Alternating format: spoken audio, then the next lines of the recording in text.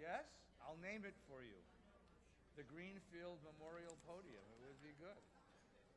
I like that. Yeah. I'll paint it green.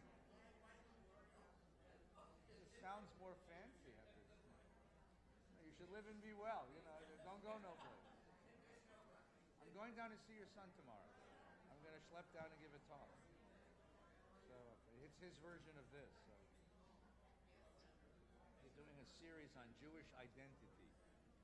So I thought I'd go down and identify. Yeah. I see that person's a Jew, you know. So, thank you so much. On behalf of the board of directors and all of us here.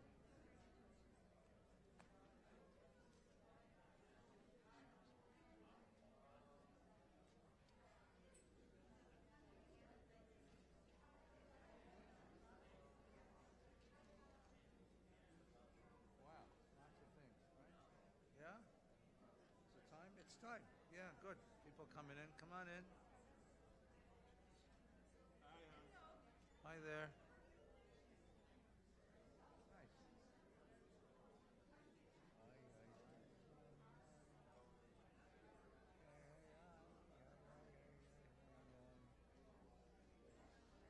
Nice.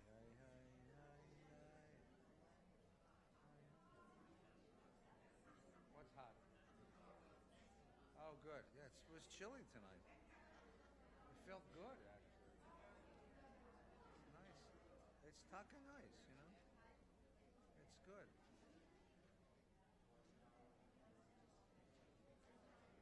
Okay. Good evening, everyone. Good evening and welcome back to Valley Best Shalom College of Jewish Studies. We're delighted you're all here tonight for the second edition of our conversations on God and with God. I'll introduce our speaker in just a moment, but just a few quick commercials. I realize this is just like the movies now. They show commercials before the movies. So a few quick commercials about things going on here at VBS. We always welcome members of the community and friends to join us for learning and for prayer. Tonight, of course, College of Jewish Studies, and we'll continue every Wednesday night with the exception of Erev Thanksgiving through February. Tonight and next week, we'll continue our conversation with Rabbi Gellman. This weekend, a very special weekend, once a month or once every other month, we have a very special Friday night we call Farbrengen. It's a Friday night devoted to the celebration of Jewish culture. And this Friday night, Herschel Fox, our dear cantor, is bringing two good friends to the congregation. Cantor Saul Zim, who's one of the world's great cantors, one of the authors of so many of the melodies that we sing in synagogue, and Cantor Benji Tisser, who grew up here in our congregation and has been working in Chicago now for some years as a cantor. On Friday night, they'll do a very short service at 7:30, and then starting around 8 o'clock, they'll have a concert of cantorial and Yiddish and Jewish music. Everyone is invited. It's free, and there will be cookies. Shabbos morning, the two cantors will help lead the service, so we'll have Torah study as always, and then we'll get to enjoy these two cantors and their davening. After shul, we'll have a conversation with them about Jewish music and about the directions and the development of Jewish music. And then Saturday night, we'll have what's called in Hebrew a malava malka, what's called in Yiddish a kumzitz. We'll just get together to tell a few stories and sing a few songs beginning at 7:30. We'll serve a little bit of a nash, and I'll have a chance just to schmooze and to talk and to enjoy the presence of these two wonderful singers. So Havdalah is, I don't know, but it's around 7, yeah. Yeah, so we'll do this at 7:30. So you can do Havdalah and still make it. Yeah, and if the Dodgers are still playing, we'll see what happens. But right? Anyone? To have the game finish early today. Well, they were very good about that. They were very good about that. Yeah, they scored early and they scored frequently. That's all I ask for. So anyway, so Friday night, Shabbos morning, and Shabbos evening, a chance to have some wonderful time with two of the great cantors and Cantor Fox as well. It's a great joy. On Monday night, which is the 22nd, Monday night, is our evening with APAC. And every year we have an evening celebrating the work of APAC. And they're bringing David Makovsky. David Makovsky is a senior scholar at the Washington Institute for Near East Studies, formerly worked with the State Department, and with many governmental agencies as they've tried to bring peace to the Middle East. David is considered one of the leading experts in the world on Israeli-Palestinian relations. And he's going to help us understand if there's any possibility for peace between Israel and the Palestinians. He's a wonderful teacher. I've known him for a very long time. A brilliant man, a wonderful teacher, very, very deeply informed, and someone we really want to understand, who will help us understand what's going on in that rather crazy part of the Middle East. So it's Monday night at 7:30, and everybody's invited. If you're a member of AIPAC, come and celebrate AIPAC. If you're not a member, we'd love to have you join. If you're not interested in joining, that's okay. Just come and hear David. It's eminently worth it. He's really a wonderful scholar. So the weekend with the Cantors, Monday night with David Makovsky. The following Friday night is our Tamarim service. That's our service celebrating Sephardic music at 6:30 here in this very room. You can spend your life sitting in this room. You don't have to leave, right? And then the following Sunday morning, which is the 28th, Gavin Newsom, who is a candidate for governor, is coming. We had Mr. Cox, John Cox, who's one candidate for governor. He was here a couple of weeks ago. And now we're going to have the other candidate for governor, Gavin Newsom, come and speak. And as a citizen, it's important to come and hear these guys so we have some sense of who we're voting for and what we're advocating in our politics. So you're all invited to come to that as well. I'm sorry, what? It's 9 a.m., not 11? They changed it? Well, that messes everything up. It's on, who wants to get up at 9 a.m. on a Sunday morning? My God. It'll be 9 o'clock. Gavin Newsom, the early bird version of Gavin Newsom at 9 a.m. So you'll see this advertised on the 28th, yeah. Okay? Those are all the things going on that I can remember. Then in November, there's more stuff going on, but we'll carry that forward as we go forward. So let me ask you, please, to rise from your seats, to turn to the folks beside you and wish them welcome. Say hello.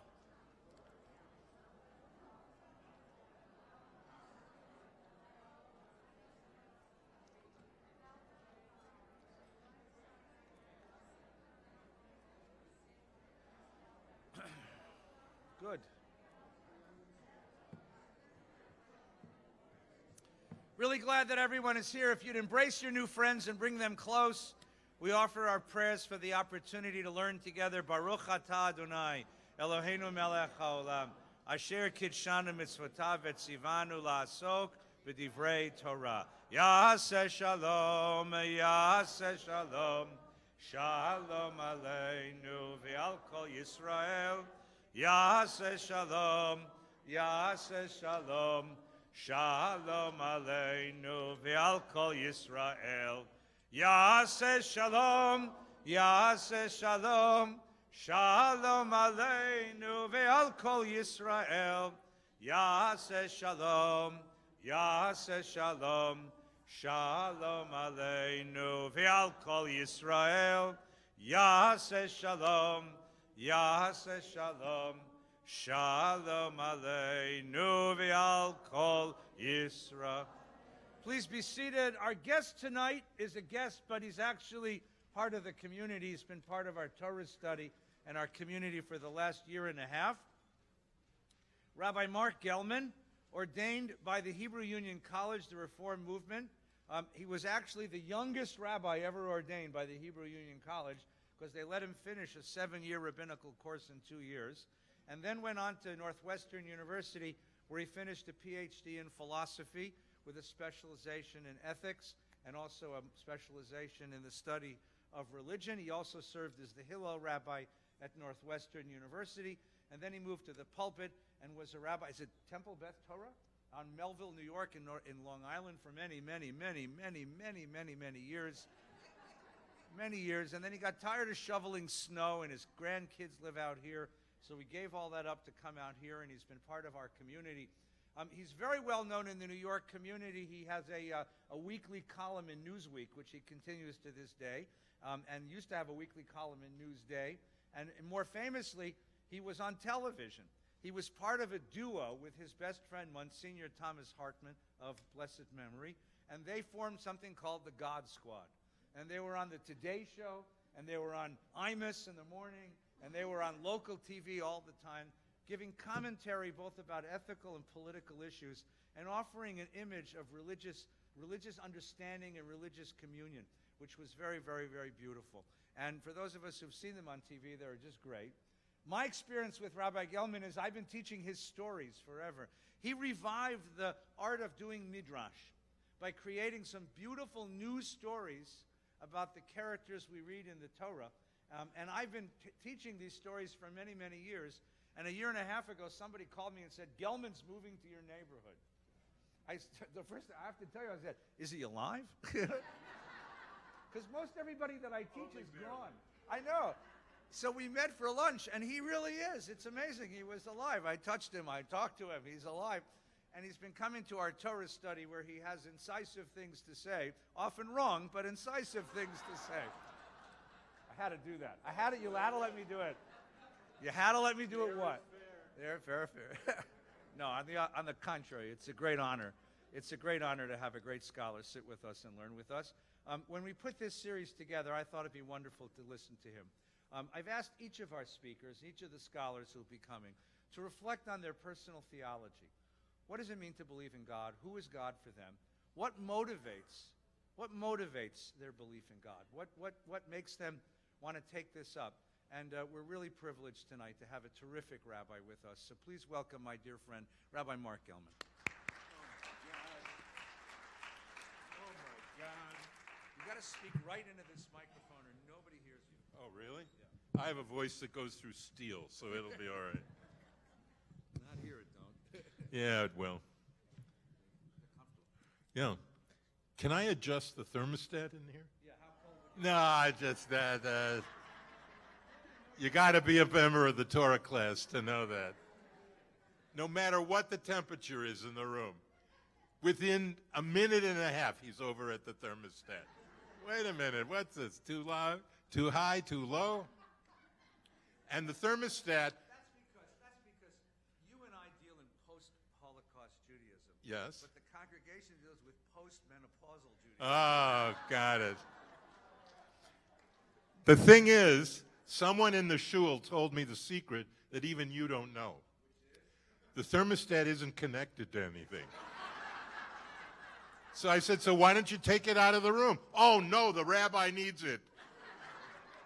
It's like his binky. He needs the little thermostat before he gives his... The fair is fair. I just want to start by, well, really, you have so many speakers here, and they're so different, but I'm sure there's one thing that's the same about all the speakers you've ever had at VBS. They all begin, I'm sure, by saying, it's really good to be here. They all say that. It's actually, you don't know this, but there's a union for speakers. And unless you say, it's really good to be here, you don't get paid. That's the deal with speakers. And I have a little mission in my life, that is to tell audiences that they have power that they should be using. And that power is to stop the speaker right then and right there and ask him or her, excuse me, why are you happy to be here? Because you have a right to know. So I'm really happy to be here. They're smart. They're really smart. They're quick. That's right. All right, so I'm happy to be here. I'll tell you the reason. Because for 30 years, I was a partner to a priest, and we were the religion correspondents for Good Morning America, and we went around and we had a simple mission, which was to show people that we know enough about how we're different and not enough about how we're all the same.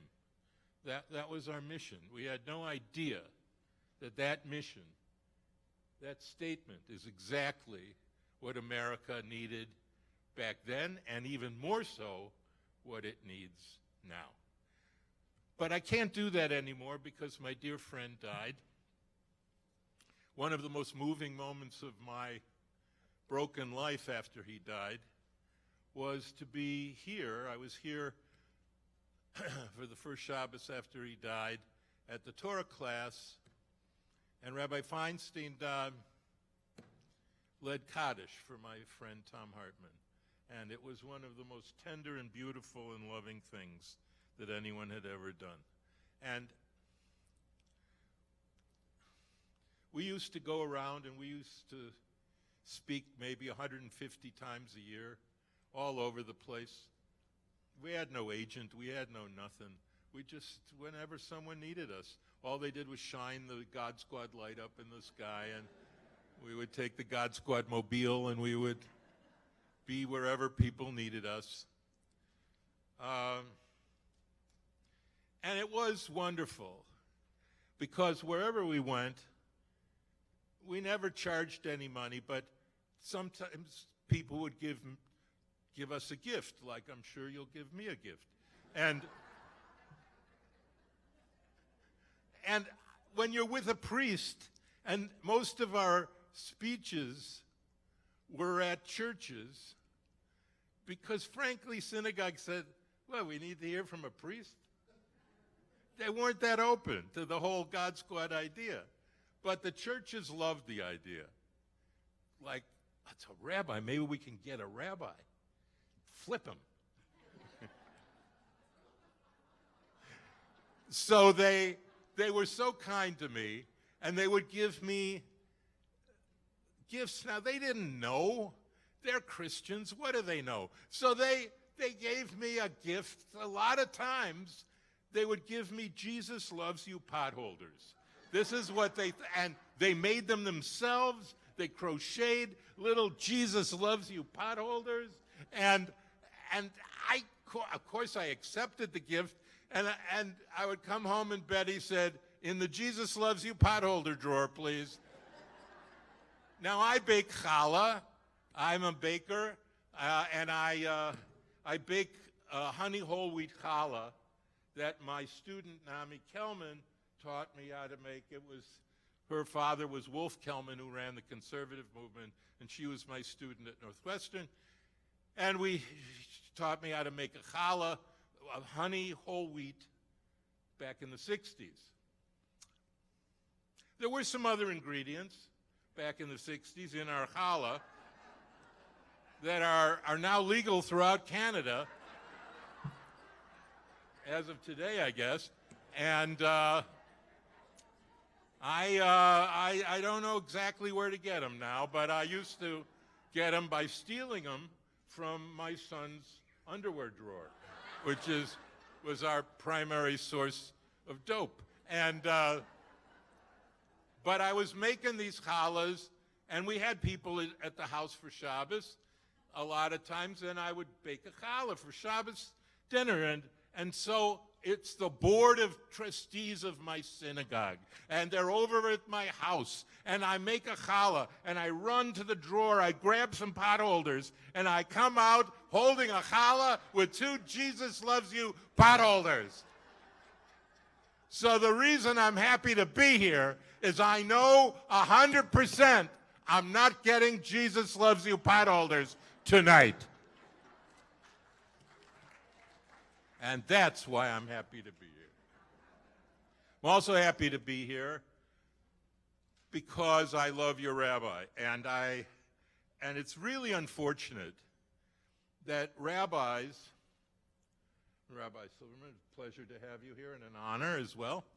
It's really unfortunate that people don't say, especially in their congregations, they don't say every good thing that they can say about their rabbi until the rabbi's dead.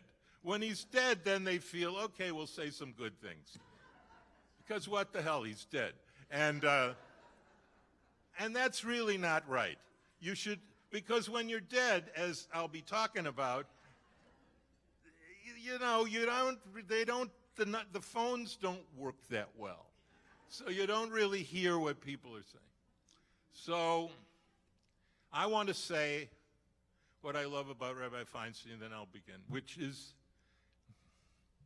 that there's lots of rabbis in America who are very kind, but they're stupid. And I mean that with all love and respect.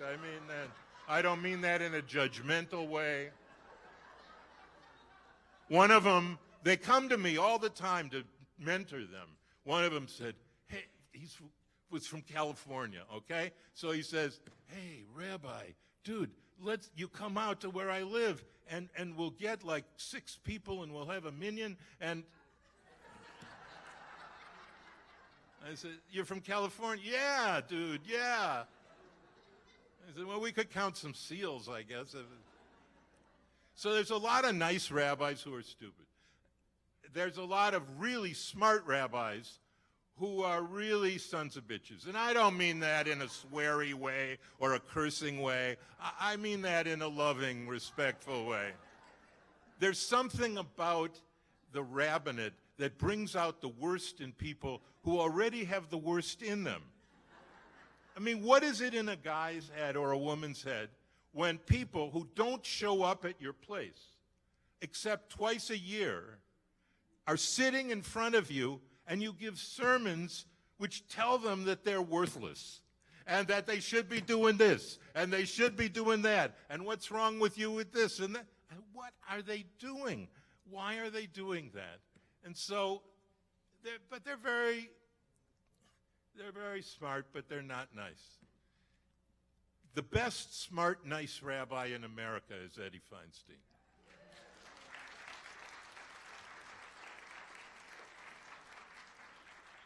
So let's suppose that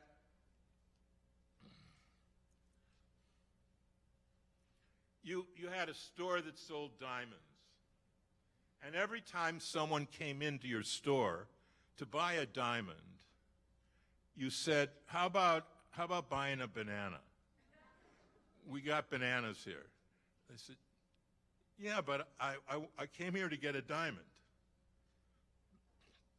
You said, yeah, I know, but the bananas are real fresh and they're good. The person says, yeah, but I want a diamond. And you say, okay, I'll bring out a few. And you bring out 4 bananas. The guy or the woman who comes in asking for a diamond would have a right to say, what the hell are you doing here? You're selling diamonds and you're offering bananas. Judaism sells diamonds. But unfortunately, in lots of shuls, and not only in shuls, but in scholarly books, you get any kind of banana you want, but no diamonds. And what is the diamond? The diamond. Because there is a diamond that we sell. And in fact, we sell it for free. And it's so beautiful that just looking at it fills your eyes with brightness and your heart swells and it's glorious. This diamond is the reason people came to the shul, even if they don't know it's the reason. In their heart, they know this is what they want. All you have to do is say, is this why you're here? And they'll say instantly, yes, yes, this is why I'm here, to get the diamond. And this diamond is so beautiful that it's also the reason people go to church. Because Christians saw our diamond. And they said, look, let's take that diamond and we'll offer it in our churches, and we'll tell them, you can buy the diamond there, but you could buy it here, and then you can go out for lobsters. which we think is going to be a good selling point. And it also got taken from Christians by Muslims. They said, this diamond that the Jews were selling and the Christians took, we want to take. And they took it. And right now, 1 out of every 3 people on earth, it's actually more, it's almost half the earth, believes in the diamond. They have the diamonds. And the 149 Jews in the world are going to a place that's given them bananas. What's the diamond? The diamond is the Jewish belief in life after death. It is the Jewish belief in Olam Haba, the world to come. That's the Hebrew for what Christians call heaven. We call it the Olam Haba, which is actually doesn't mean the world to come. Could mean the age to come, could Olam Emet, sometimes called the world of truth. Sometimes it's called Boca Raton. It's a place where after you're dead or when you're near dead, you go to this place called Boca Raton, and that's where you die. See, that joke works in New York. That doesn't work in California. Where? Palm Springs? Okay. I got to change that joke for this. So, we believe in Olam Haba, and yet, I'm telling you,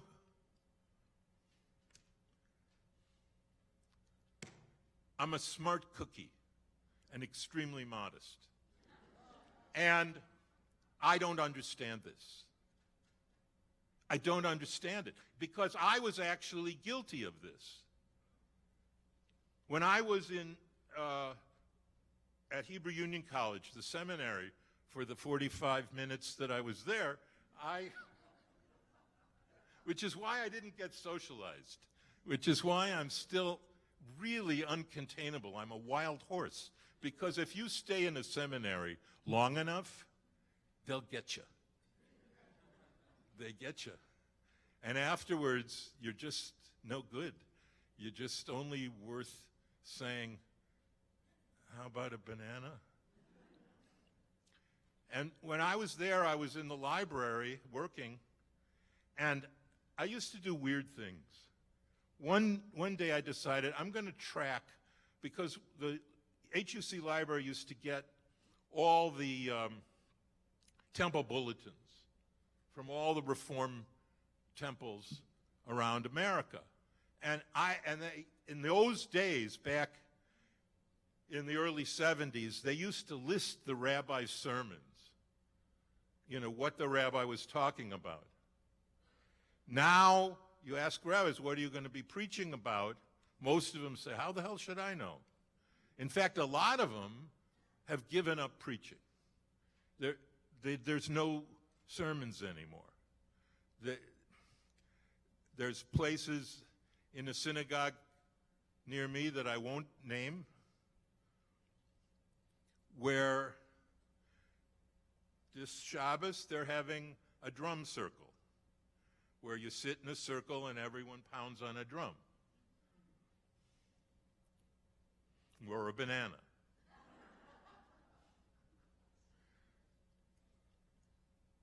And I would graph all of the topics of the rabbis.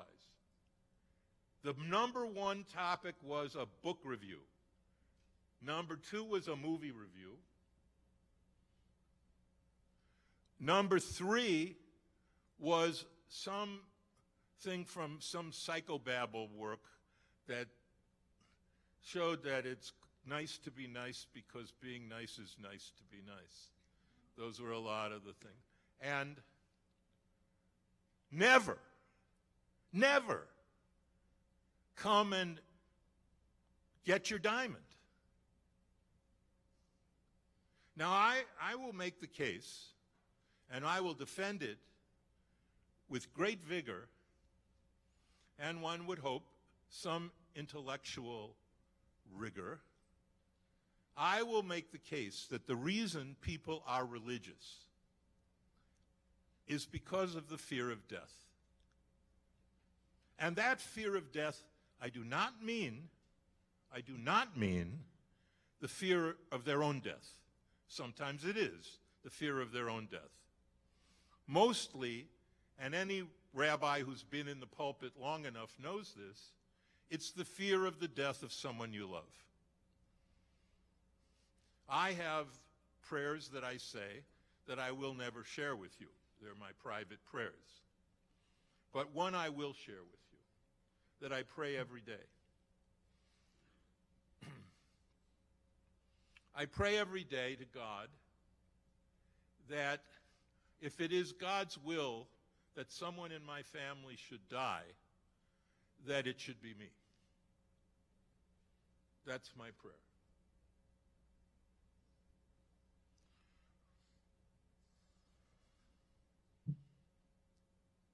People are afraid of Plato.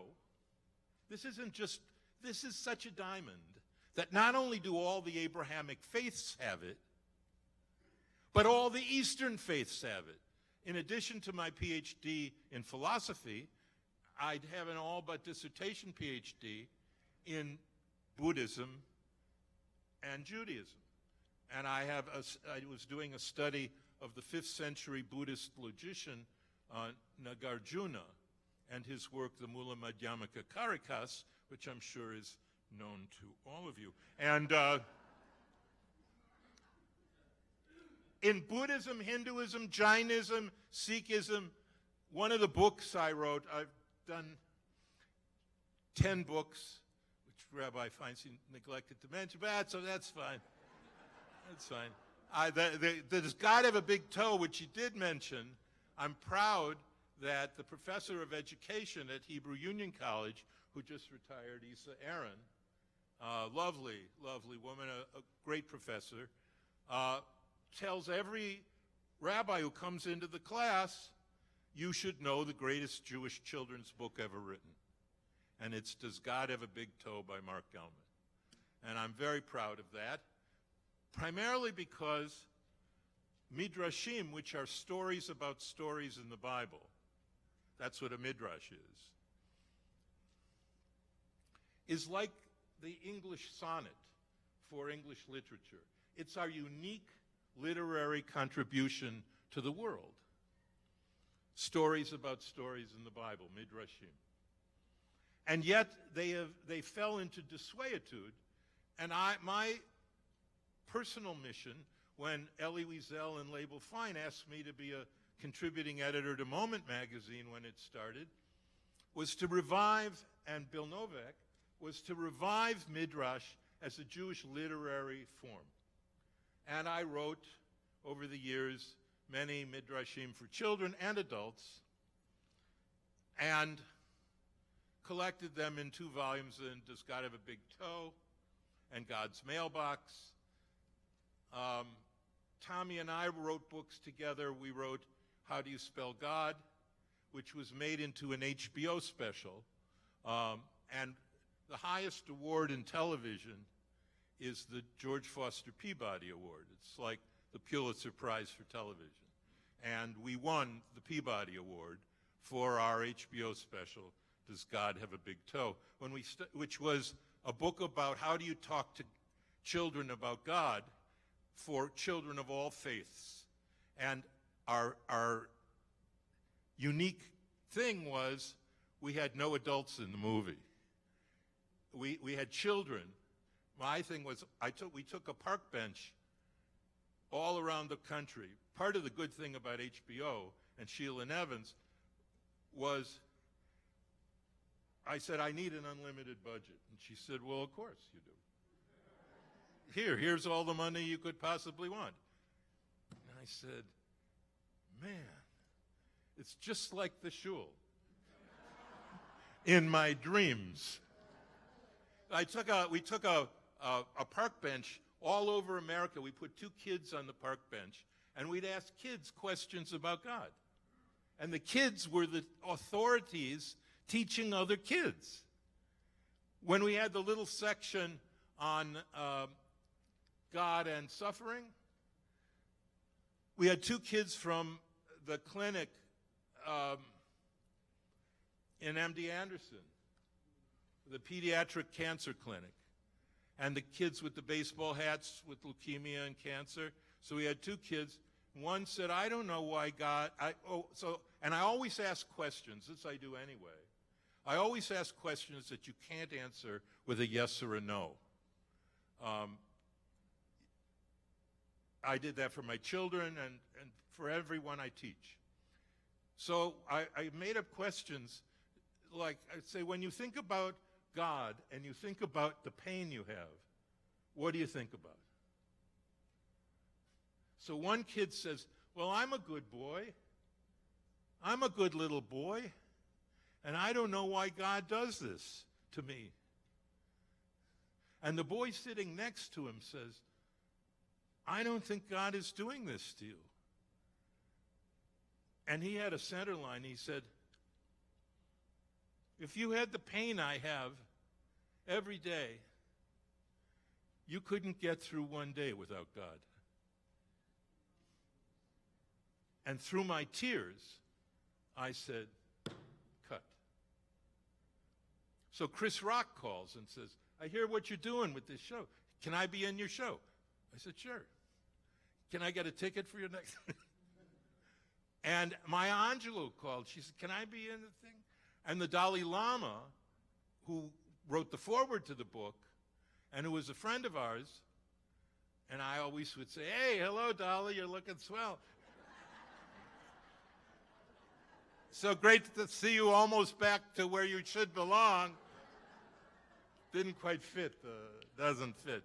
But one day, in Tibet, as Kunta Mashiach. Anyway, and the Dalai Lama said, yeah, his people, His Holiness says, we could animate him. So they animated me, they animated Tommy. Now Tommy looked like Robert Redford, and I looked like I slept in a refrigerator box under a bridge. And they animated me like I look. And I said, this is bad. Couldn't you just get rid of the bags under my eyes or do a little tuck or something? They said, no, Rabbi, they wouldn't recognize you. So they animate us. So Chris Rock is in. Maya Angelou wrote an original poem. We had Deepak Chopra in the thing. And there are all these people are in, and there's like this great big community of people. And we animated different stories, like the 3 Blind Men and the Elephant, and an Isaac Bashevis Singer story. And one day after filming, Tommy says, why don't you ever talk about heaven? And I said, I was never taught to talk about heaven in rabbinical school. I was never taught about heaven. He said, don't you know that the Christian view of heaven is really the Jewish view of heaven plus Jesus? I said, well, maybe it's the plus Jesus part that scared me off. I don't know. Why don't you think about it? And that's the way we had a friendship in which we loved each other, truly loved each other. But it was like Buber Rosenzweig, our friendship. It was an intellectual friendship. And Tommy wasn't an intellectual. Tommy was a saint. So it was a funny, weird, smart rabbi and a saint who looks like Robert Redford. And that was our combination. It was like a jazz combo. A woman said once after one of our lectures, this was the greatest lecture I ever heard. I said, why? What were the 3 ideas we had? Because that's how I was taught. I was taught by German intellectuals. I studied with Gershom Scholem, Nechama Leibovich, Maryahu Talmon. They were my teachers. I studied with German professors. I read Hegel in the original German, the Phänomenologie des Geistes. I've come to my professor. I say, I've read a month. I can only get through one page of the Phenomenology of the Spirit by this great 19th century German idealist philosopher. I'm lost. One page. The professor says, Gellman, one page. 1 month, one page. Too fast. Much too fast. They were my teachers. Tommy was just a lover. He was a lover of humanity. So she says, well, frankly, I don't remember anything you said. I said, so how could it have been the greatest speech you ever heard? She said, because of the way he looked at you when you were speaking. And because of the way you looked at him when he was speaking. Now, you either understand that or you don't. If you understand that, everything I'm about to tell you will make sense. If you don't understand that, there really is no hope for you. But I mean that in the most positive way, and not in a judgmental way at all. So why is it that Jews, rabbis, don't talk about heaven? And let me add the proof that they don't. And I say this as a guilty party. If Tommy hadn't been in my life, I would have had my whole career never giving a heaven sermon. Never giving an Olam Haba. Ask yourself, and you have the greatest rabbi in America who is not retired. You have the greatest one. The best. How many times have you preached about heaven? Right, just like me. So I had to ask myself, wait a minute, do we believe in heaven? Because when we would go around and speak, the most common question we would get from Christians in the audience, aside from how precisely do you get the blood from Christian children to make the matzah?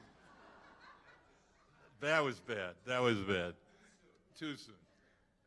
No, the most popular question that I had to answer was, why don't Jews believe in heaven? Now, the answer to it is profoundly embarrassing. The answer is, we do believe in heaven. We invented the idea of heaven. It's a foundational belief of Judaism. Jews don't believe in heaven, but Judaism does. That's the dilemma we need to solve.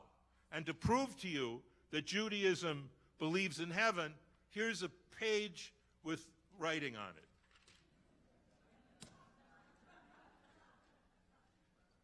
On this page, you can see a bunch of teachings. First, from Pirkei Avot, which is a unique Mishnah because it's one of the only Mishnayos that has a theological grounding. That is, it's about believing something.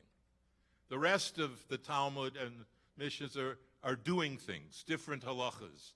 How do you do this? How do you do that? But this is about what you believe. So in Pirkei Avot 4, the world is just a waiting room for the Olam Haba. Ha'olam hazeh prosdor bifnei ha'olam haba. That's us. This world is your dentist's waiting room. 1 hour of bliss, shah achad, b'olam haba, v'tetov mekol ha oneg ba'olam hazeh. 1 hour of bliss in the world to come is better than all the happiness you ever knew in this world.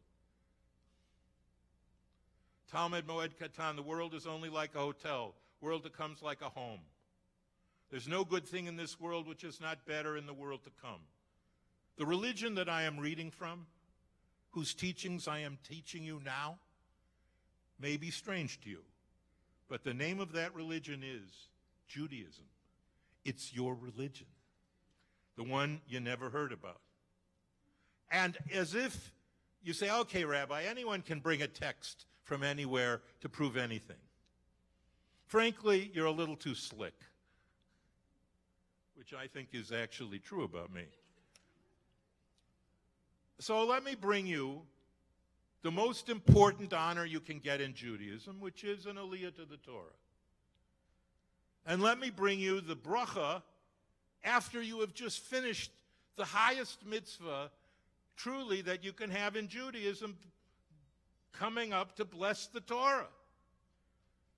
Now, there's a blessing after the reading of the Torah. All right? Rabbi, will you lead us in the blessing? Ready? Yeah. Baruch atah Enu melech haolam asher natan lanu Torat emet v'chayei olam nata b'tochenu Baruch atah noten haTorah. Okay. This is one reason why Jews don't believe in heaven. Because our affirmation of heaven, of life after death, of the belief that death is not the end of us, is included in a blessing written in Hebrew, which is a language that very few Jews actually understand. Now, I don't mean a language that very few Jews cannot read. Many Jews can read Hebrew. I'm talking about knowing what the words mean that you're reading.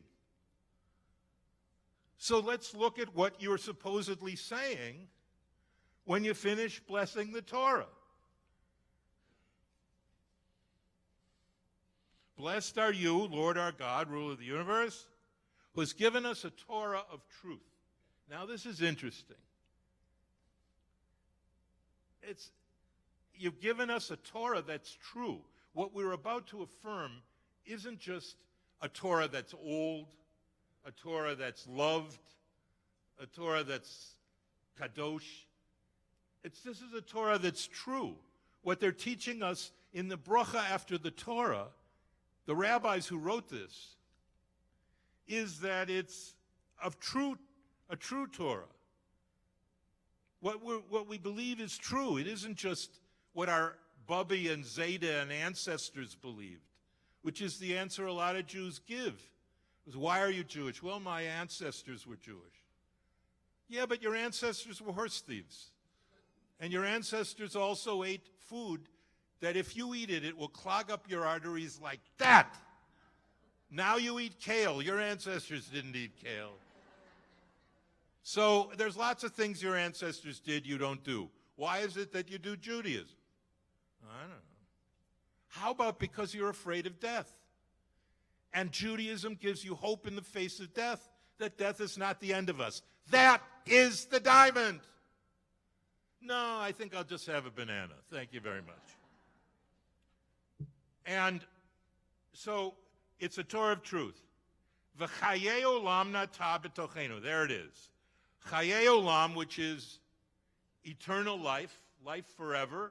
Now, obviously, we aren't given life forever here. Life forever in Encino is the actual definition in the Talmud of Gehenna, which is hell. Chayei olam is eternal life. That doesn't mean now in our living bodies. They're going to die. You have implanted within us eternal life. Life forever. What does that mean? It doesn't mean we're living forever. It means our souls are living forever. And the rabbis developed a word for that called Neshama, soul, a word that doesn't appear in the Torah, the whole Tanakh. There, what is translated as soul incorrectly is a nefesh chaya, or nefesh, which doesn't mean neshama. It means your life in its fullest form. It means what your body has in it that makes you alive. The best translation is French, actually. Elan vital. That's what it is. The life impulse that's in you. That's the nefesh chaya. But it isn't a neshama. How did the rabbis develop the idea of a soul that was not your body? Well, here comes one of the great meetings that has not been documented, but it was documented that he was traveling, and that is the meeting between Aristotle and the rabbis, which I believe happened, and there's evidence that he was traveling with his student, who was Alexander the Great. Here was the greatest conqueror who had the smartest man who ever lived as his tutor. And he came in 333. He conquered Israel. I always call it Israel. He conquered it. And Aristotle, who in a letter says, I learned of the great wisdom from the teachers I met there. They were, at the time in 330, it's a swing time between the Pharisees and the rabbis. There were two political parties at the time, the Pharisees and the Sadducees. The Sadducees were the priests in the temple who owned Judaism. And they did not believe in Olam Haba because it's not in the Torah. The Pharisees, some of them didn't believe in it, but the ones that met Aristotle learned about two concepts that changed the world and changed Judaism, and through it, Christianity and Islam. And those were matter and form.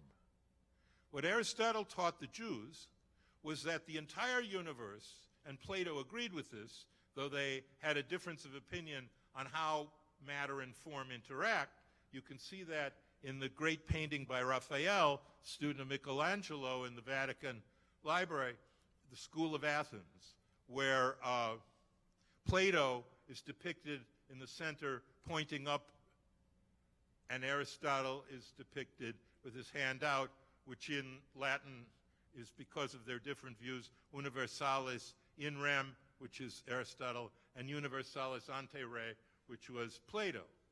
The belief that matter and form are the two principles of everything that exists.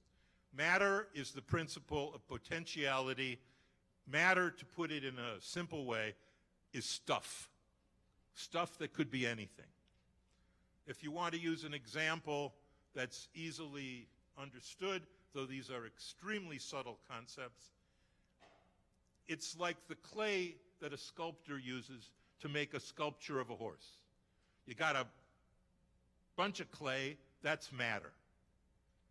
Form is completely immaterial. Immaterial, not material. Form is the idea of a horse that comes through the fingers of the sculptor into the clay and mooches it around and makes a horse sculpture.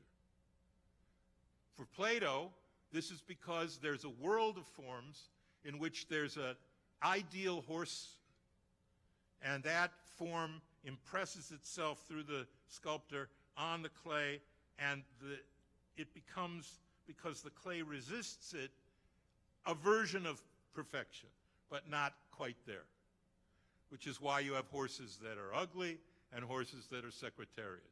They're just secretariats as close as horses ever got to the form of the quintessential form of a horse. Matter is potentiality, form is actuality.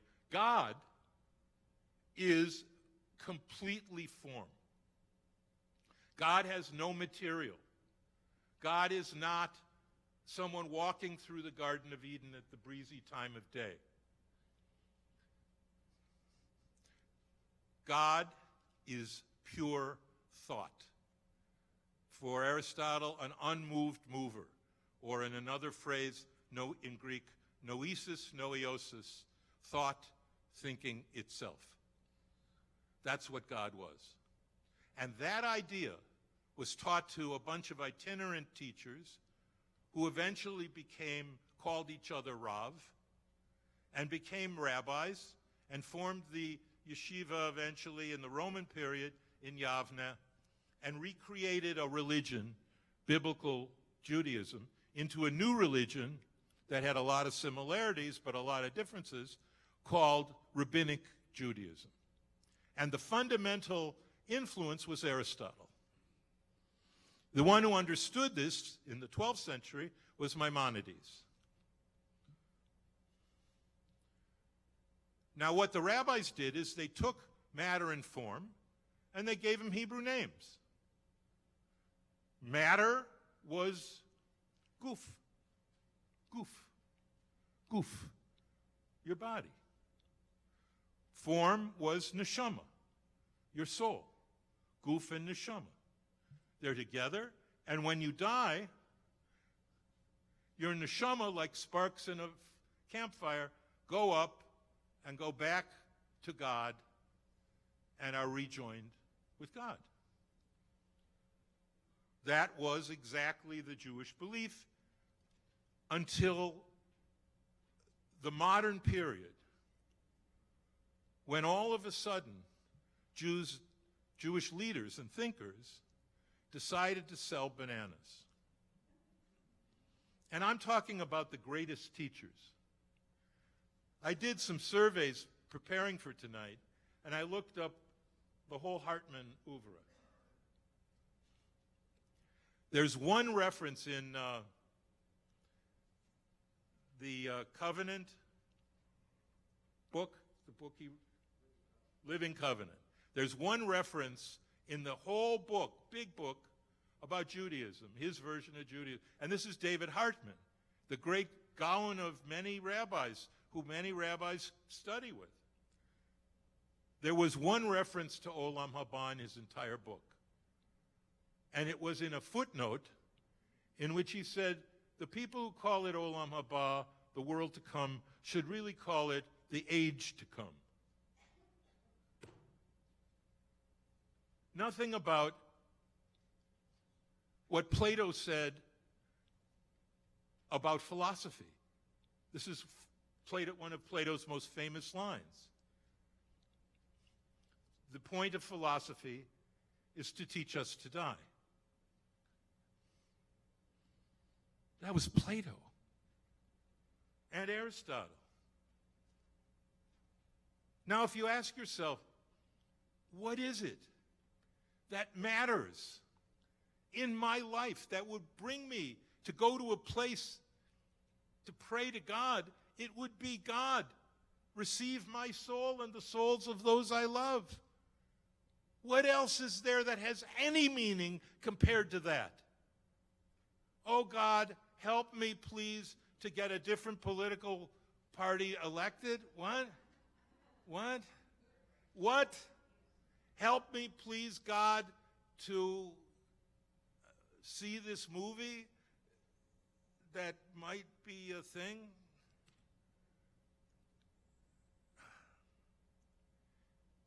So why is it that it's not just a belief of Judaism that we gave up? It's the belief that makes us a religion. People say, I ask them, why do you think, I live across from a church in Westlake Village.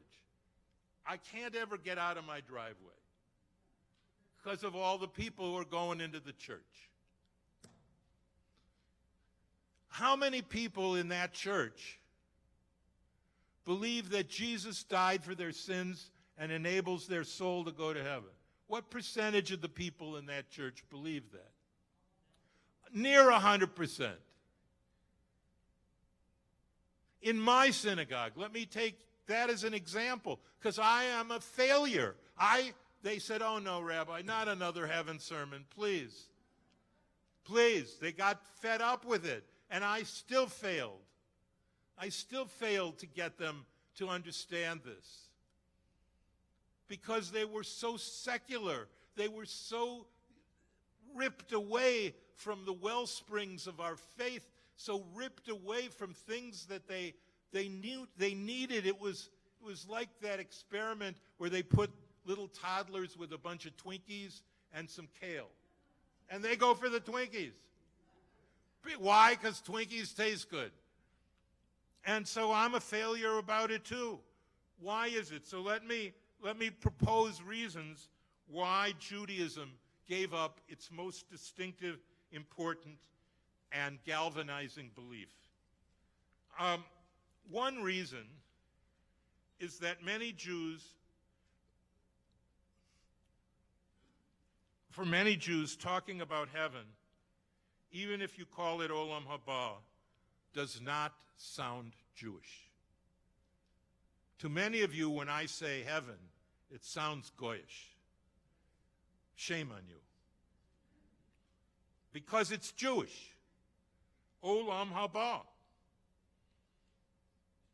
Palm Springs. And rabbis do not like sounding like ministers and priests who were constant and comfortable in preaching about the glories of the next life of our souls in heaven. Heaven seemed to them like a bribe. That's another reason some rabbis don't like preaching about it. Sounds like a heavenly bribe. Oh yeah, do good and you get to the heavenly gates. Do bad, you're going to hell. And that doesn't strike many rabbis as a good reason to teach about it. Another reason why particularly Reform and conservative Jews, although in this it's the same in Orthodoxy. I've asked Orthodox rabbis if they preach about Olam Haba, and the answer is no. Another reason why Reform Jews don't know that we believe in a world to come, and this is probably the main reason, is that Jews believe that the Christian belief in heaven, which is the Jewish belief, plus Jesus, that it takes you away from this world, see? From caring about this world. Oh, I only care about heaven. I don't care about making this world better. No tikkun olam, which if I hear it again, if I hear that phrase one more time, I actually asked a lawyer, if I kill someone who says tikkun olam in my presence, is that a valid defense, the tikkun olam defense? Jews say this all, they have no idea what it means, no idea. But anyway, we're in favor of tikkun olam and fixing this world, not focusing on the next. That's another reason. Another reason, you have to really know Germans to know this reason. Don't forget, conservative Judaism and Reform Judaism were both created in Germany. 1824 in Frankfurt by Abraham Geiger and Samson Raphael Hirsch, and there are others. And in Germany in the 19th century, philosophers like Hegel, who it took me a month to read one page, and Immanuel Kant and Schelling and Fichte, all had taught that history and reason and science and evidence were the only reliable truth tests. Their rationalist teachings influenced the teachings of Abraham Geiger and Ludwig Philippson and Hermann Cohn and Kaufmann Kohler, David Einhorn, and all the founding theologians of Reform and conservative Judaism in Germany and later in America. In this German rationalist world, a gauzy, unprovable destination for the soul after death, Olam Haba, did not fit. It wasn't rational. It wasn't scientific. There was no Wissenschaft in it. Reform Judaism also opposed Kabbalah, mysticism, as did conservative founders, for the very same reason. And in the Zohar, there's 1 million references to Olam Haba. It was irrational and therefore it was stupid, and therefore it was wrong. Then they went ahead and taught children about how all the animals in the world got into the same boat. For these and many other reasons, I do not have time to enumerate, we have given away one of the most precious diamonds in our tiara of belief. And every one of those reasons is wrong. Let me refute them one by one. First, let's consider the argument that heaven is just a bribe for good behavior. Let me say, as a congregational rabbi for over 40 years, that if I could have made a selfish person in my congregation just a little less selfish, a hurtful person in my congregation just a little more kind, by bribing them with heaven or threatening them with hell, I would have done it like that. I'm about to drive back to Westlake Village on the 101, and I'm not going to speed. And I'd like to think I'm not going to speed because I know that it's good for the ecology of the earth for me to drive it under 65, and that I can control my little Prius better, and it's better to do it that way. No. I'm not speeding. Why? Exactamento, because of Mr. Smokey. So don't tell me that threats have no role in making us do good things. They do. And a pacha netuchas has a salutary effect, not on the tuchas, but on the owner of the tuchas. Of course, the highest reason to do good is goodness itself, without any thought of reward. As Rabbi Ben Azai taught, schar mitzvah mitzvah. The reward of a mitzvah is the mitzvah itself. But not everyone is as pure as Ben Azai, and we cannot discount the role of the Olam Haba in keeping sleazy people from becoming even worse. It is the same reason that all of these things work. Now, heaven and hell are not just correctives for earthly sinners. Immanuel Kant argued that unless there were fitting rewards and punishments after death, one could not argue that God was just. That's Yitzhak Greenberg's argument, that you need the Olam Haba to preserve the belief that God is just. Otherwise, what?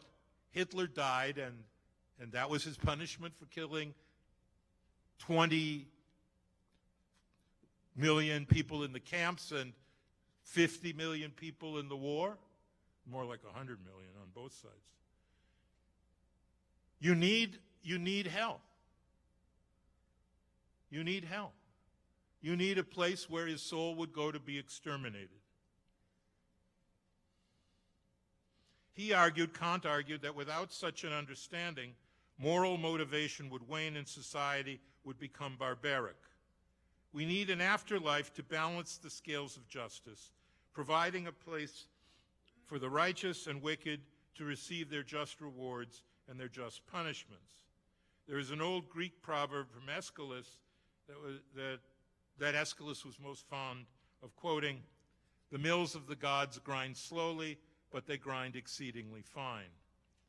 Olam Haba is the Jewish moral mill of God. Olam Haba is the Jewish belief that though justice may be thwarted in the world that is, it will not be thwarted in the world to come.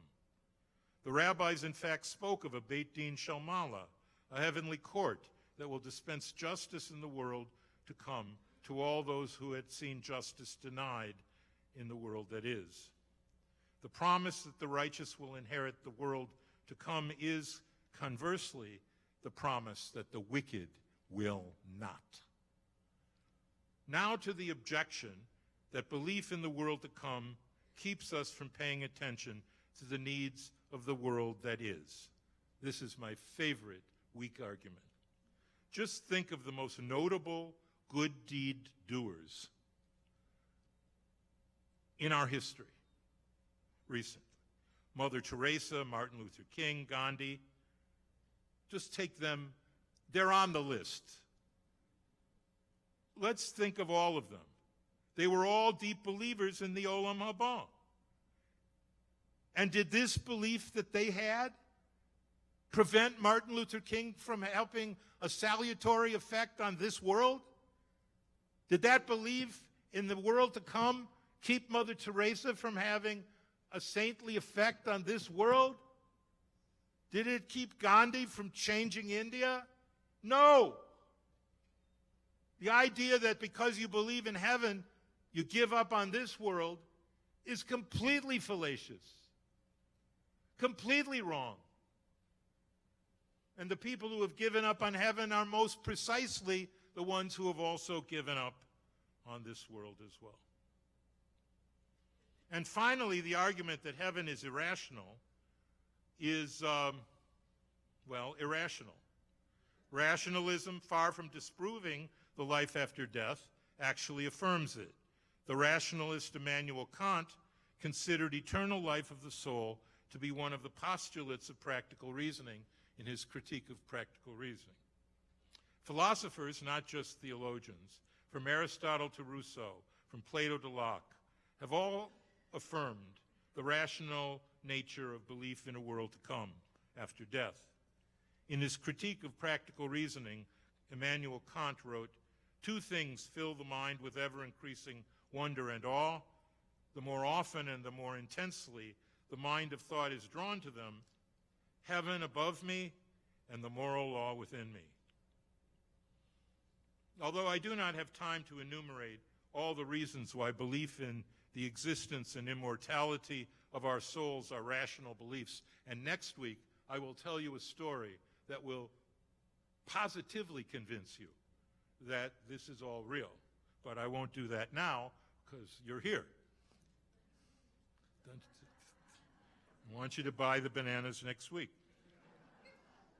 First, consciousness is not physical.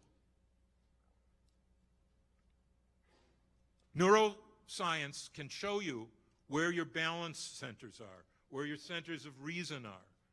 They still have not been able to show you where your consciousness resides in your brain. You are not your brain alone. You are more than your brain. And that something more, that consciousness, is what we call Neshama. And that endures. Also, when I look back on my life, and I look at my pictures in high school, because after the Kavanaugh thing, everyone went back to look at their high school. I certainly did. I was like, Betty, is there anything in there about how much I drank? Because I know I drank too much. I know. Did they write it down? That's what I want to know. But the thing is, I look at my picture from high school, little Marky Gellman, biggest dweeb, geeky-looking guy in the debate team. But I was on the golf team. And I now write for Golf Digest. And I'm on their ranking panel. Listen, let me tell you straight. I'm not the best rabbi. He is. And I'm not the best golfer. But I am the best rabbi golfer. It's a niche. I decided it's a niche. You had locked up best rabbi, so I just had to go for that. But when I look back at high school and I see me, that's not me now. I don't believe what I believed then. The cells in my body aren't the same cells. Everything about me is different, but I am still me. The guy in the picture is still me. How do you account for that? Everything else is different. Everything. My I-ness, my ego, my self goes across the destruction of every cell in my body. How is that possible unless I have a neshama? Finally, NDEs, near-death experiences. I'll tell you next week some stories about that, but you know the story. CBS had us do a 48 hours special for them once on NDEs. So they had this test where a woman gets brought in, a man gets brought in comatose to the ER, and he wakes up in another room, and he says, "Where's the physician with the Mickey Mouse tie?" And it turns out that the physician who treated him when he came in comatose had a Mickey Mouse tie.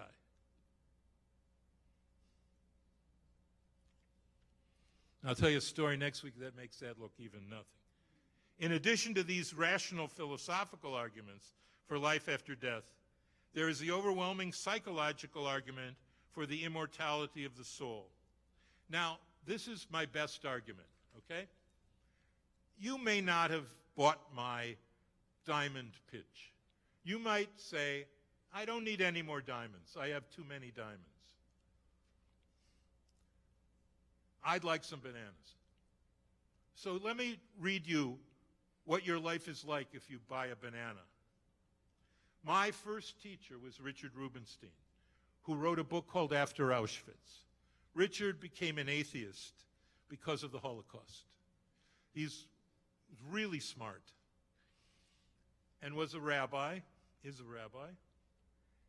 And Richard gave it up because of the Holocaust, because he couldn't understand how God could allow this. So he wrote what he believes now.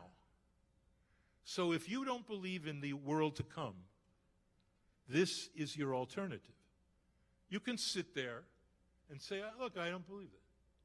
Well, let me tell you, you have to believe something. And if you believe nothing, this is what you are going to inherit. I read it because Richard was a brilliant writer and because of the terror that you, I hope, feel when you realize what your alternative to diamonds are. I am convinced that I have arisen out of nothingness, and I am destined to return to nothingness. All human beings are locked in the same fatality. In the final analysis, omnipotent nothingness is Lord of all creation. Nothing in the bleak, cold, unfeeling universe is remotely concerned with human aspiration and longing. Only death perfects life and ends its problems. God can only redeem by slaying. We have nothing to hope for beyond what we are capable of creating in the time allotted to us. In the final analysis, all things crumble away into the nothingness which is the beginning and end of creation. You want to buy that? Do you want to buy that? No, that's not even my question. Can you live with that? Can you live with that as your belief? I said to Chris Hitchens one day, Chris, you're just too smart to be an atheist. I said, where is your hope? Where does your hope come from? He said, finally, someone asked me the best question.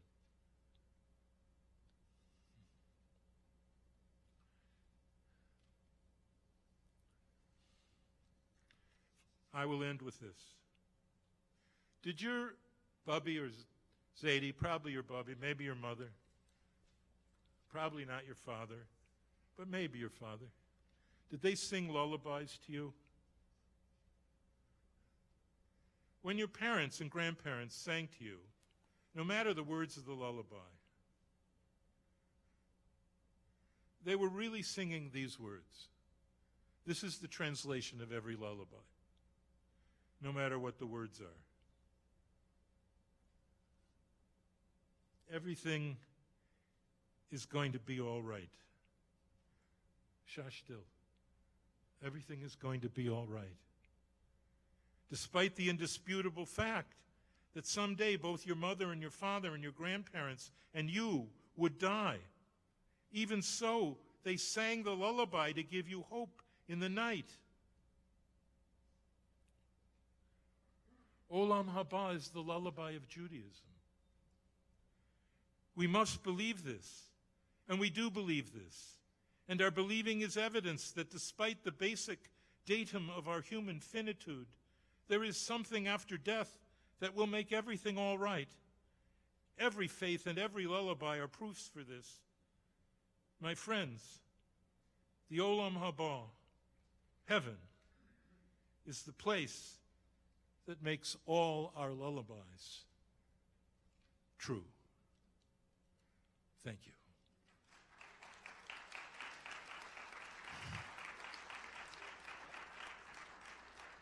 Let's hug a little bit.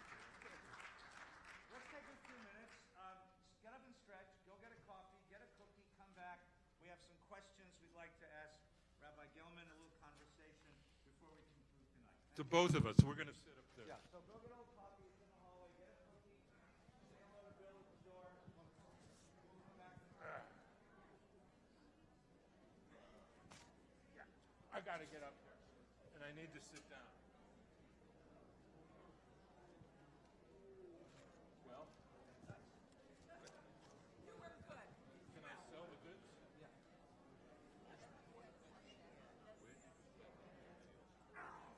I belong to two clubs, Sabonic and Old Westbury. Thank you. It was a wonderful talk. Does the concept of an eternal soul imply resurrection as well? Well, that's a very good question. Incarnation? No. But some people say yes. Well, I know it already. I've seen there. Yes, Techiyat HaMeitim. Yeah.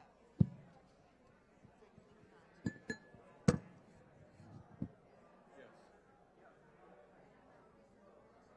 Yes, you think not. I think not. Okay.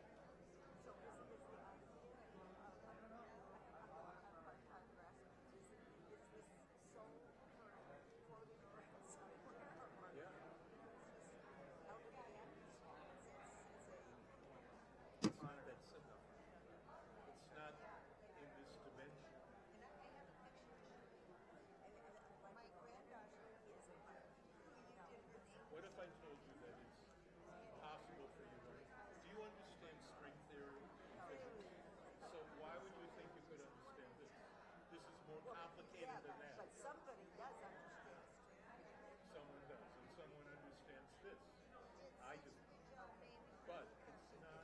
Oh my God. Are they in Cleveland? Is it up above the moon? Is it beyond Pluto? No, it's not like that. It's not in a place that way. It's in a dimension.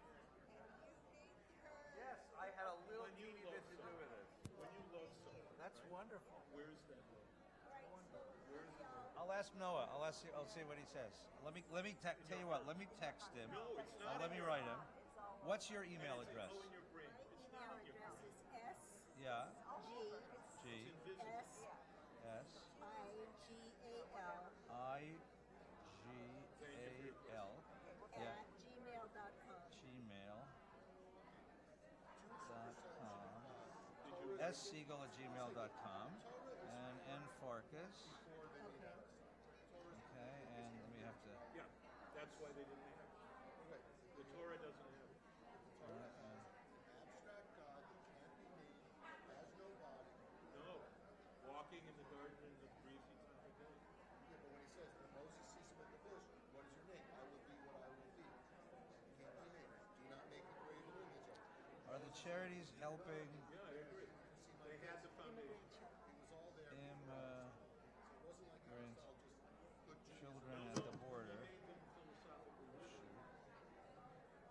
Rambam would say was created. It's like if you take a smart kid and you teach him geometry. You couldn't do it if they weren't smart. But geometry systematizes. But there was still this abstract notion of God in reality. Yes. Who can create without... I just sent it to him. Thank you. So he'll probably get back to me at some point, right? I'm going to tell him to. Okay. Torah doesn't say it's a metaphor. Right.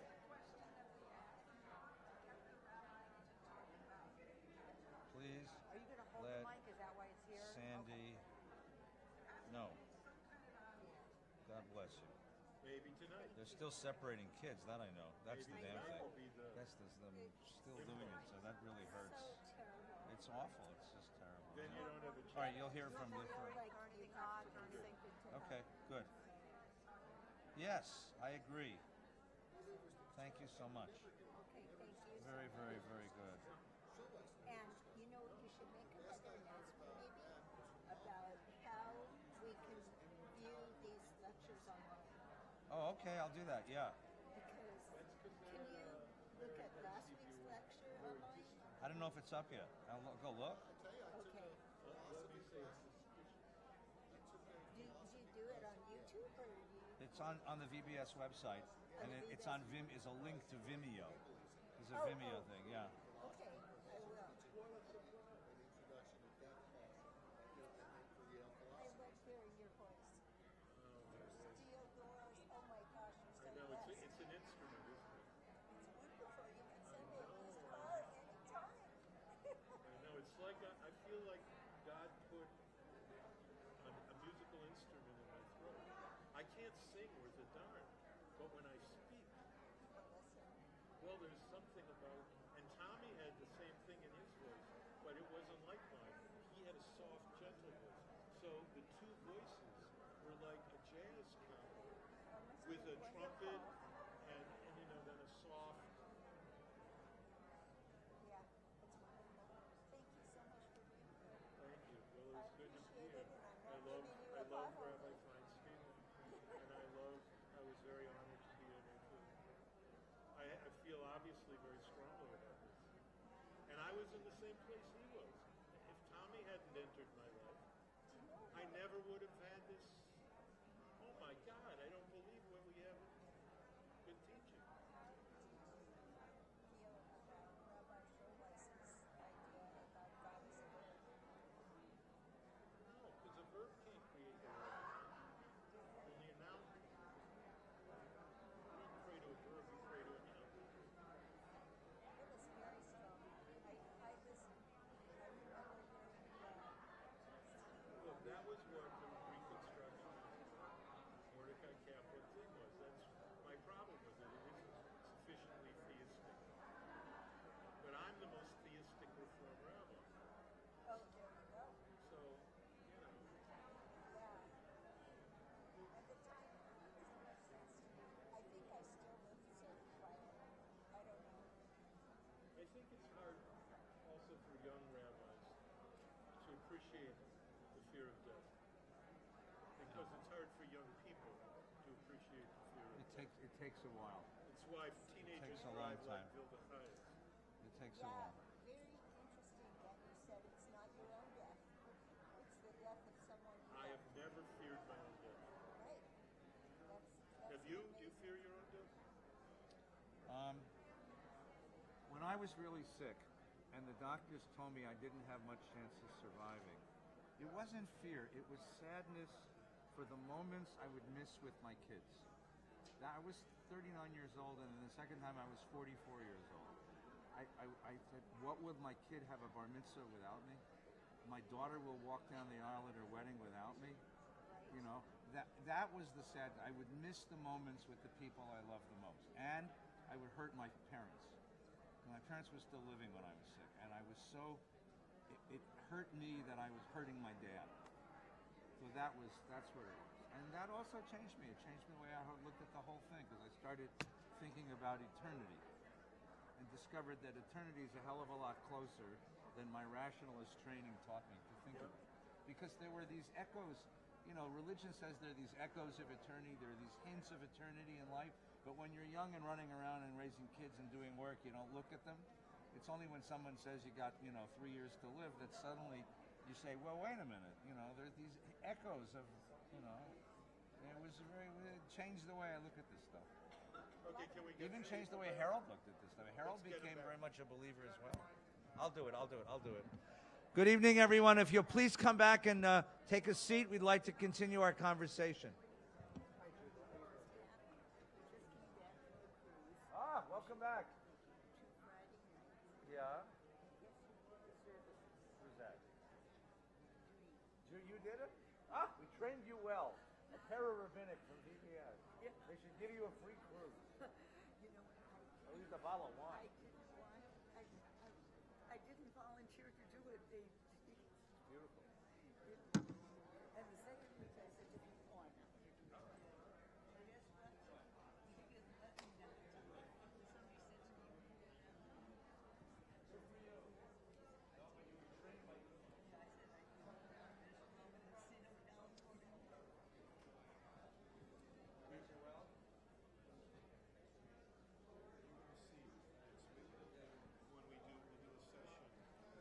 When we do a session on pennies from heaven, that they will fill this room Yeah.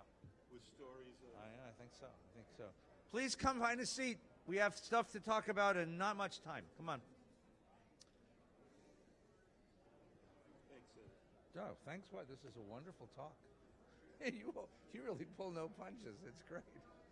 That's just, you're wonderful. No, What listen. do I give a shit? That's the point. I love it. And they love it. You know, they're used to rabbis that let it rip. You know. But I didn't even say all that I love. I know next week, but next week you this one. Harold, it's so interesting. I'm watching Harold. He was a Kaplanian. Yeah, but he changed. Yeah, he did. Not about God, he did. Yeah, I'm sure he did. God is a verb. Yeah, no, but he did. He became. I'll tell you how Maybe. he changed. Good evening, everyone. Please come and find a seat. You should talk now. I'm tired. I'll do a little bit. I'll give you a chance. You're not tired. You just need the right questions. Good evening. Good evening.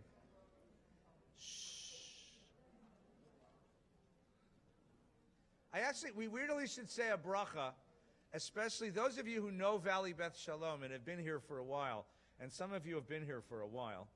We really should say a bracha because I think this is the first time we've had to talk about heaven at Valley Beth Shalom. Whoa. I really do. We talk about a lot of important things, isn't it? We've talked about a lot of important things with a lot of important rabbis and teachers and scholars and thinkers. But the idea that to really talk about, have someone come and advocate for this is really quite remarkable. And I really want to thank Rabbi Gellman, both for his remarkable convictions and the powerful way he presented them, and also for the wonderful love and sense of humor that he shared with us. So thank you, Marc. It's good. I want to recognize, before we get started, Jess and Lil snuck in. And Jess and Lil, dear friends, and they hate when I do this, but I just love torturing them. They're really the reason we get to do this. It's their kindness and generosity that makes this possible. So thank you. Thank you. They endowed the College of Jewish Studies, and it's all of our sweatshirts have your name and pictures on them. So, but thank you. Rabbi Gellman, I have so many questions I want to ask you about your belief in heaven, and I know that next week we're going to get to continue this conversation. But let me just begin with a couple of very simple questions, and you can help us understand this. And forgive me for being naive, but I think we have to go back to a certain naivete to ask these questions. So, what's heaven like? No, seriously, you have a concept of the afterlife. What's it like? Well, it's funny because the Talmud actually talks about it. Christianity goes into deep detail about what it's like because they have a vested interest in talking about the punishments of purgatory and hell. But the rabbis did have some very, very interesting things to say about it. First, this is so hilarious. The main things they talked about is, what are we going to eat there? It's a Jewish Really? heaven, right? Yeah. Jewish heaven is, what are we going to eat? And they answer, Rav answers, there will be a feast of Leviathan, which means the Leviathan. Leviathan was a primordial monster, supposedly one of the sea creatures made in the creation account. And the idea was that in heaven, they would roast the Leviathan. And what was so wonderful about their description, they said, well, is it milchik? Is it fleshik? I think it's wonderful that in paradise they're serving fish. Exactly. Right? I just want you to Well, so they said it would taste exactly like your favorite food. For those who like meat, it would taste like meat. For those who like fish, it would. And for those who didn't trust Moshe Rabbeinu, who granted the hashgacha up there, they would get the fruit cup. And so the first is the Leviathan. There is a legend which I tracked down finally. It's called the Legend of the Long Spoons. And I first thought it was in the Talmud, mainly because of my belief, inherited from my grandmother, that everything that's good is Jewish. And so I thought, this story is so good, it has to be a Jewish story. Turns out it isn't. It's from European folklore, but it's about heaven and hell. So this is the story. The story is that a student goes to a teacher. In my first version, it was a rabbi goes to his teacher, the Alter Rabbi, and he asks him, teacher, what is the difference between heaven and hell? And the teacher says, oh, my student, you see,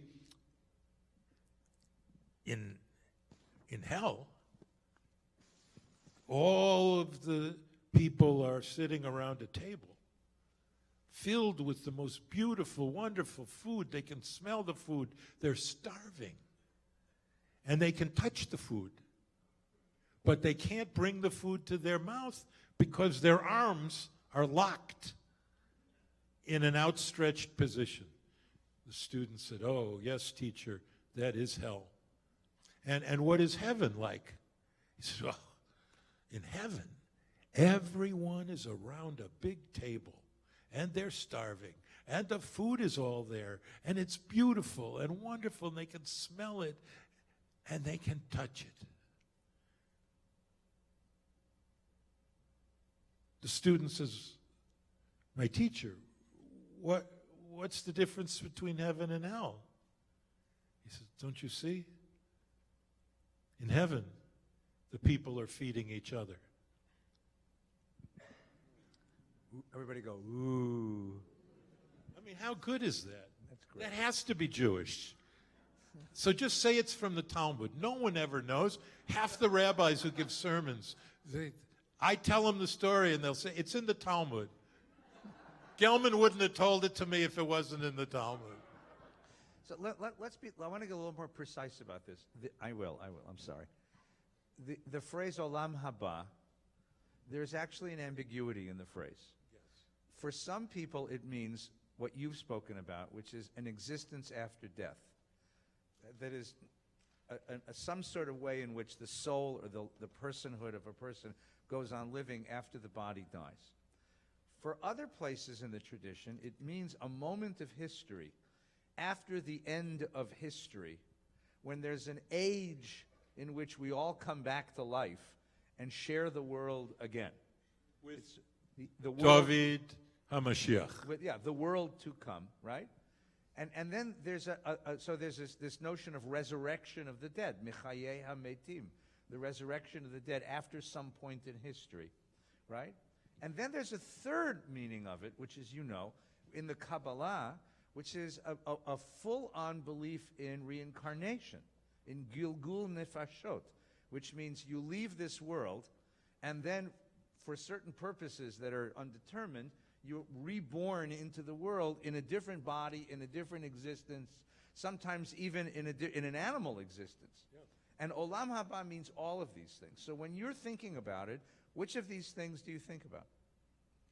Well, I'm thinking about a dimension. Someone came up and asked me, where is this? And I said, it's near Cleveland. Where is it? No one goes there. There's no one there. So it's very quiet. I said, listen, I can't explain where it is. I said, do you understand string theory and physics? No. Well, someone understands string theory, and it's very, very complicated. And it may not even be true. But someone knows about it. So I said, the same is true with the Olam Haba.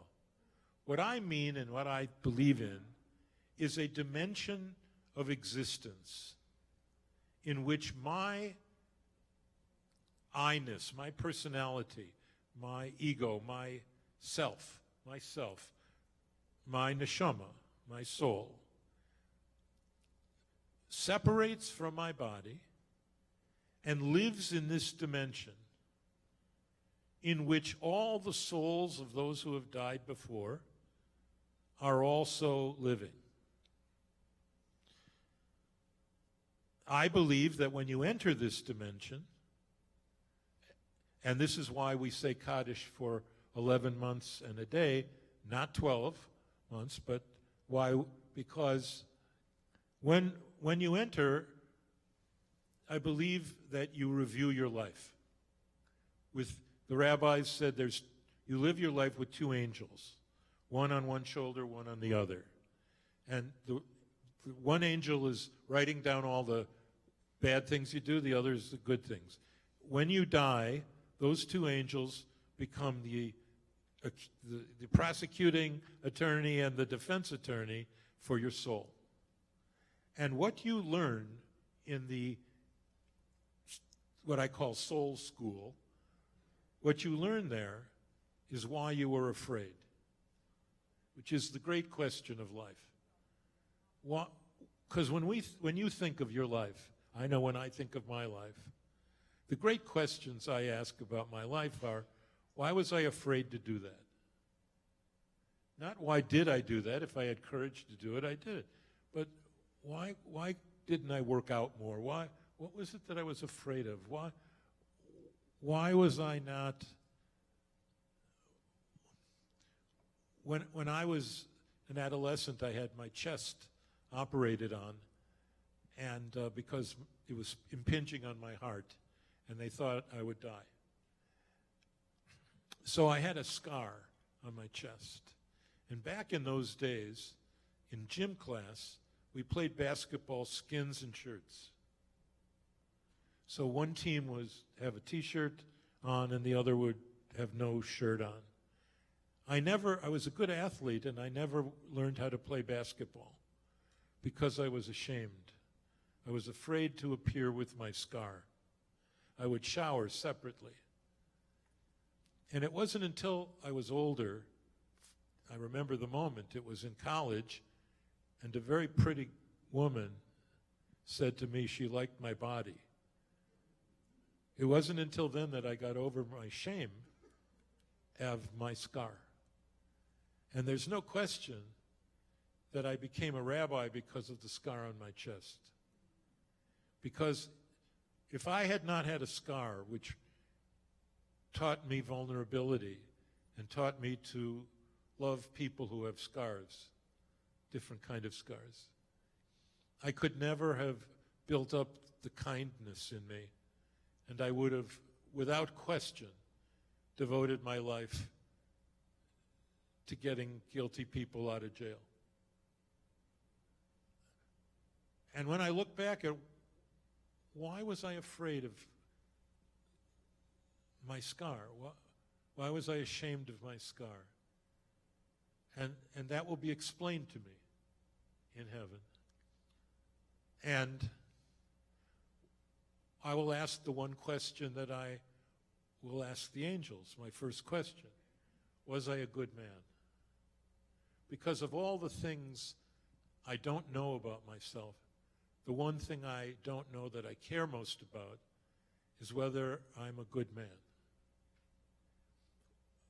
I had the curse with Hartman of getting famous. And when you get famous, people tell you nice things about yourself that you don't deserve to hear because they aren't true. They're just, you're famous and we want to get near you. And I was a good rabbi, and you have this experience. People are always complimenting you, and it's very unnatural. I want to know if I really was worth any of it. I used to tell Tommy, do you think it's just that we're religious Johnny Carsons? Or do you think we're making a difference in any way? And so these are the questions that I will ask in the Olam Haba. So I believe it's a place of learning, And then I believe it's a place of communion with other dead people and with God. And of course you get to talk to the souls of Aristotle and Plato and Lincoln and, and Elvis. And so I think it's that kind of place. But I never tell people that's what it is. Because I'm a philosopher, and I was trained by rationalists, and most of my brain is a rational brain.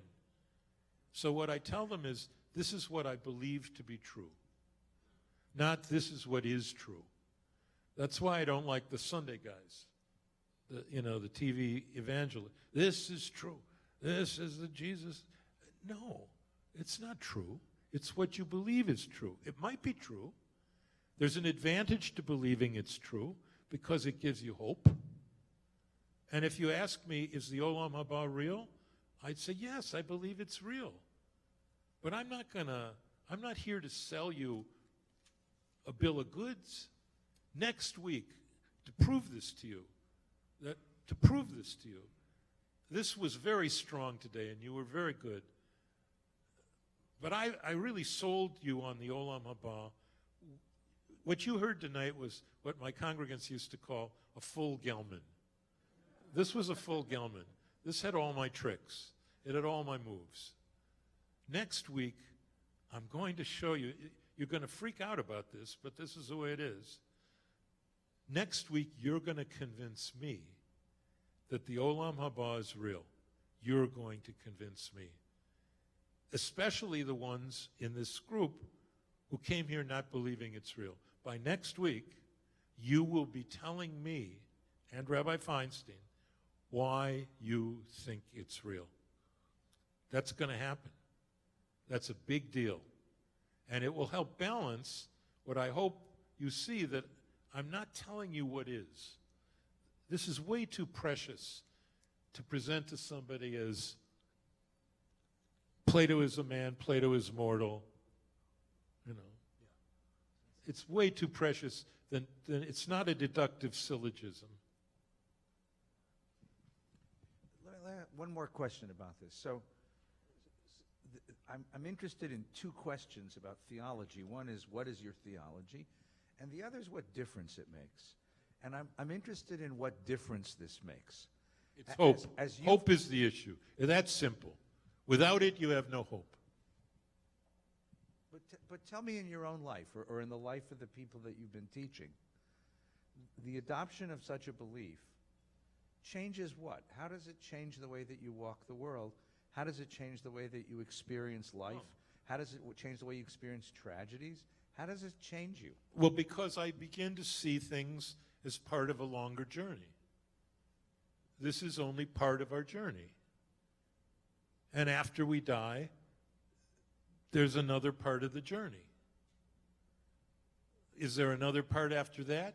That's what I used to, when I go to the kids in my synagogue, we had asked the rabbi sessions, and just like it's no rabbis I know ever spoke about heaven, it's also true that very few rabbis talk about God. That's one of the great things about you, one of the many great things, which is you talk to kids about God. So they would come and talk to me about God, and so I would tell them about heaven, about Olam Haba, and then I'd say, after you have the school, your soul school, and then you get released into the Olam Haba, and then there's a question, which I can't answer, because it's way above my pay grade, but you and I were talking about it. There are two beliefs about what happens next. One belief is your soul gets recycled, and you're shoved back into a baby, and you live another life. We'll talk about that next week, reincarnation, and what Jews believe about reincarnation. The second idea, though, is that this is it. It's not our only journey. There's the journey of Olam Haba, but you don't go flipping back and forth from Olam Haba to Olam Hazeh. It's there you are. You're there forever. And whatever forever means, you're not coming back. Maybe you go on to something. But those are the two. So I ask kids, which do you think it is? Do you think God recycles your soul? Or do you think this is the only life you live? So I'm going to ask you right now to vote. And we'll see how it comes out with the kids. I'll tell you after you vote. How many of you think, we'll begin next time with more reincarnation, but how many of you believe that this is the only life we live? Whether there's an Olam Haba or not, okay? That's a lot of hands. How many of you believe that you get reincarnated into another life? Okay, that's fewer hands, but still a bunch of hands. Okay, that's pretty much how it happened with the kids. More kids believed in reincarnation because they wanted to come back as their puppy. Oh, it's very true, by the way. Yeah. If God says you can come back as anything, come back as an Encino Jewish Without dog. a doubt. Without a An doubt. Encino Jewish dog. No No question. one lives a better life. No one. You live your whole life on a pillow. Right. The most strenuous thing you have to do is go out to the yard and poop. Exactly. And you eat steak every night. for Some lunch. people cook real human food for their dogs. Some people. I should eat as well as my dog, right? I know. I should, you know. It's true. And don't come back as a non-Jewish dog. They go hunting and fishing, you know. It's cold and wet. Come back as a Jewish dog. All you need to do is be able to watch Nightline every night. That's all. And bark at the right people. I understood when I put the class together that the things that Rabbi Gellman is going to present are going to take more than a session. So he's coming back next week, and we're going to continue this conversation. But I want to give you a chance. We only have a few minutes left, but I don't want to be a complete pedagogic fascist about this. So I want to give you a chance. Just a few people can ask a few questions, and I promise you, if you don't get to ask your question tonight, you're going to do it next week, okay? So please be patient and be kind and be loving, and keep your question to 6 words with a question mark at the end. Try and get your dad. I will get my dad. Dad's in the bottom. First Marc and then Dad. Is fear of God and fear of death the same thing? Use the mic. Wait, use the mic. You got to speak into the mic. Fear of God, are fear of God and fear of death the same? No, fear of death is fear of death. It's fear of your finitude, that you're going to be annihilated. The fear of God is often that you will be punished, or that you will be killed, or that something that happens in your life, bad, your death, let's say, is the result of your sin. And that nexus that you get killed because of it's your fault if you die, that idea is destructive to your life, your soul. It's corrosive. I have a phrase. It's spiritually corrosive. There is no connection between your death and your sin. The truth is there is a connection in some sins. If you overdose, if you smoke, obviously you're bringing on premature death. But fear of God is usually fear that God is going to punish you for your sins. And God doesn't do that. Otherwise, Job makes no sense, and the suffering of innocent people is an absolute refutation of God. That can't be true, and it is not true. If you get hit by bricks that fall from a scaffolding while you happen to be walking underneath, it's called bad luck. It's not called you died because of your sin. And people have to grow up and have an advanced theology about this. I understand that a lot of people have given up on God and on heaven because they were taught it by morons. They were taught, oh yeah, this is where bad people go to hell, and you go to hell if you're bad, and God's going to stick you in a place where you burn all day. I mean, that's Christian fundamentalist crap. That's not Jewish views. The Jewish view is almost everyone goes to the Olam Haba. And the rabbis were very clear about one important point. Tzadikei umot ha'olam yesh lehem chelek ba'olam haba. The righteous of all nations have a share in the world to come. Christians don't cut us that kind of slack. If you don't believe in Jesus, you're going to hell. But I used to say to Tommy, you're a priest. Don't you believe I'm going to hell because I don't believe in Jesus? He said, no. No. I think you're going to heaven so that you can make heaven miserable for all the people who are there. You are a real pain in the ass. I mean, I interrupt Rabbi Feinstein in his Torah class, the greatest teacher of Torah, who isn't retired, in America. And I interrupt him. What am I thinking? Why am I doing that?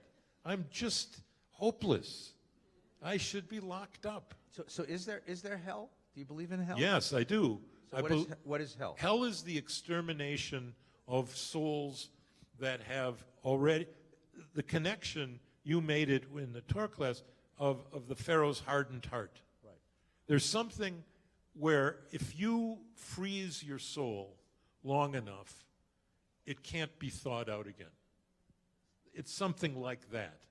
That if you are, a serial killer, a rapist, a truly evil person, habituated to evil, you go to hell, but hell isn't a place where you're punished. It's a place where you're exterminated, where your soul is exterminated. And that idea of hell is critical to justice. It's critical that there be a place like that. There was, you remember there was a television show that was very wise called The Twilight Zone. Remember this? My favorite TV show. Right, and one of the most chilling Twilight Zones that they did was one about hell. And it showed you a guy in a concentration camp, and they followed him during the day of his torment and torture and pain in the concentration camp. And then he goes to sleep at the end of the night, at the end of this program, and you realize that he was the guard in the concentration camp. Mm-hmm. And his hell is that he has to experience all of the pain that he inflicted on human beings during his lifetime. It's a very interesting theology, that hell consists of revisiting what you did in the world. And if you brought kindness into the world, that's what you revisit. But if you brought misery in the world, and it's just a very interesting model of justice, of divine justice. But I am a very, very strong Kantian. I follow Immanuel Kant and Maimonides and Ben Azai. My favorite rabbi is Ben Azai. And Ben Azai is the one who taught the reward of a mitzvah is the mitzvah. And that's what Kant taught as well, as I said. So I spend a lot of time teaching my students to do good just because it's good. Right. Bob, you got the microphone? No, I have the mic. Douglas has the microphone. Okay, my question for you Brief. My question for Rabbi Gellman has to do with the Aristotelian view of God and contrasting it with the Jewish view. Okay. And do you find it kind of ironic that Aristotle's view of God as pure thought could sort of be thought of as a philosopher? Because what is a philosopher but a person who thinks? Right, I agree. Okay, next question. Because for Aristotle, thought was the purest form of existence. That's why he's a philosopher. Anything you try to do in the world, you're going to have to encounter the resistance of the material world. And for him, that was a pollution. Yes, exactly. So he created God in his own image. And the person in Judaism who followed Aristotle is Maimonides. He was a Neoplatonized Aristotelian, and through him Aquinas. And for Maimonides, Moses was the recipient of what he called in Hebrew. He made up a whole Hebrew vocabulary that no one had made up before to express what he needed to express. It was actually the Ibn Tibbon family that made up the Hebrew because he wrote in Arabic. But in Aristotle's cosmology, there are 10 spheres, 10 nested spheres. And then there's the sphere of the moon, which is the lowest sphere. Under the sphere of the moon, Everything is made up of 4 essences: earth, air, fire, and water. Above the moon, there's a quintessence, which is where we get the word quintessential. It's actually called ether, A-E-T-H-E-R, and that's where we get the English word ethereal. And each of the 9 spheres above the moon for Aristotle, and this was a vision of cosmology that lasted 2,000 years until Copernicus crashed it. The highest sphere, the last sphere, and this is in the Zohar as well, the highest sphere, the spheres are made up of ether, which is a material, but not one of the 4 that we know, which answers your question of what is heaven like. It's made up of ether. It's not made up of earth, air, fire, and water. Whatever that means, Aristotle showed the way. The highest sphere has almost no ether in it. Each sphere has less and less ether until the top sphere is all thought. And God is beyond that thought, beyond that last sphere. But the last sphere, all these spheres are moving. This is so beautiful. All the spheres are moving out of love to the higher sphere, trying to reach it and grab it. But because they're more weighted down, they don't move as fast. So the spheres spin. And Aristotle said there is a music to the spheres. And the highest sphere above that is God. And God for Aristotle, as I said in my lecture, is in Greek, noesis noiosis, thought thinking itself. And the only thing it does is provide something that the last sphere lunges toward.